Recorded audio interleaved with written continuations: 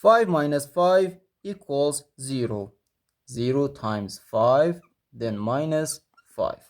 0 times 5 gives us 0, and 0 minus 5 equals negative 5. But this answer is not correct.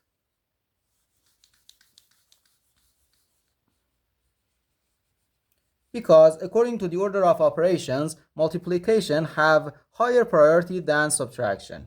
We have here one multiplication and two subtractions. So we have to do this multiplication first, and 5 times 5 equals 25. So 5 minus 25, and then minus 5 again.